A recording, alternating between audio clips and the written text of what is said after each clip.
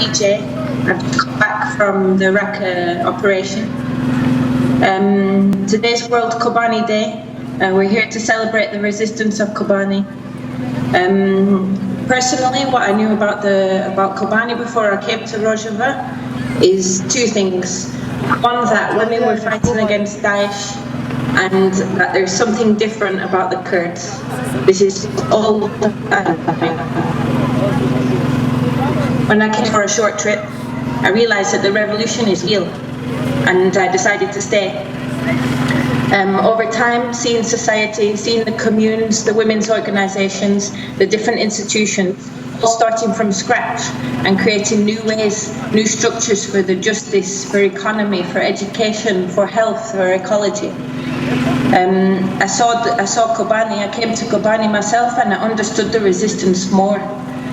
When Kobane was almost completely lost, it was a turning point in many ways.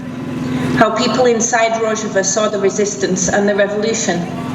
It was their family and friends fighting, and so they took the responsibility in their revolution. They saw it as theirs.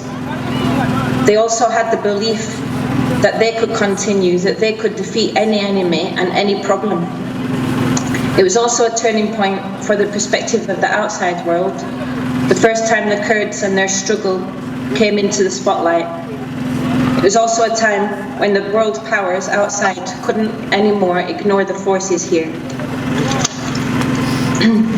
After Kobane, it seems that everything became more complicated. World powers around the world became more involved. Now, we can't ignore the powers here or around the world. We have to deal with the dynamics and play them too, but overcome them by building this alternative society. The world powers want instability, so that when they leave, everything falls. They use us this way, but we use them as well to be able to have a chance to build what we're fighting for. By building society, it makes us stronger in how we deal with the political power dynamics of outside. We have wars from all sides, physical wars, political wars, and also special wars inside, where we must overcome prejudices inside society, between women and men, between ethnicities and religions. When the YPG liberate a place, then we must rebuild the cities, as well as implement the federation, build new structures, new institutions, cooperatives.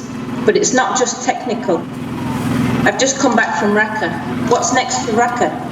The biggest struggle is in the mindset of the people. Daesh said, if you don't bother us, then we don't bother you. So people were just living by the laws of Daesh and not having to take part in anything.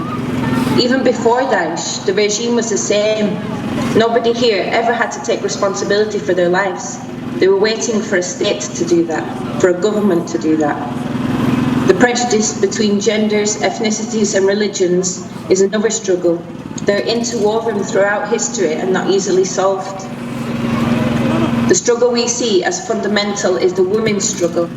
In every structure here, we self-organize into autonomous women's groups, which run parallel to the mixed structures. Why? Because mindset everywhere in the world is that men are more capable than women. Mostly it's men who take the spaces, who take the lead, who take the respect in any structure around the world. To have autonomous women's structures creates space for women to empower themselves and each other, to be away from this mindset about how much they are worth, how capable they are. But also, because we lived in a patriarchal world for thousands of years, this mindset flourishes in all of us. The patriarchy made feudalism, it made capitalism. It's responsible for hierarchical power structures, competition and oppression.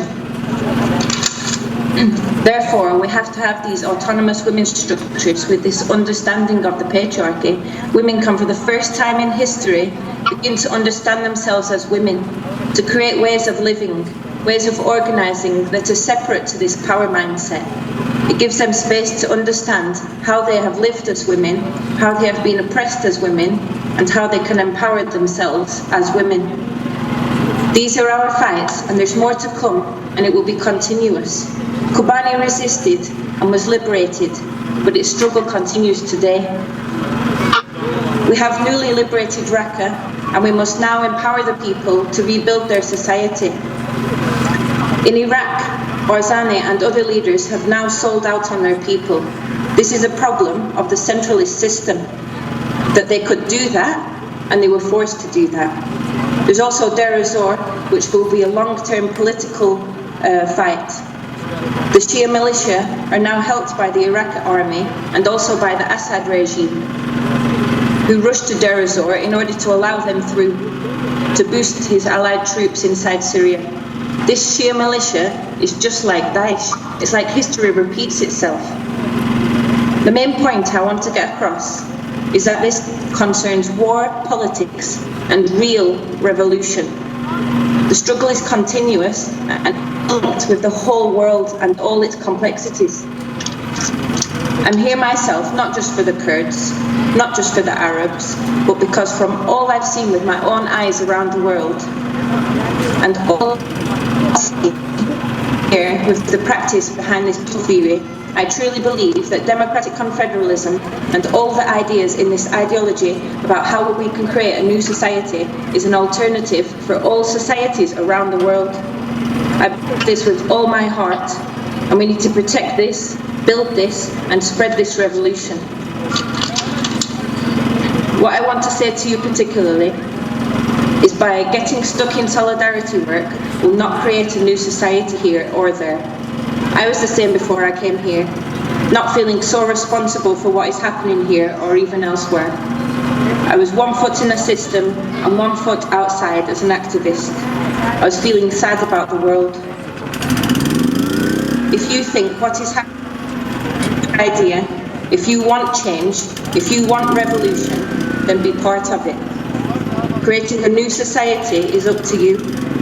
You can come here and learn. Oh.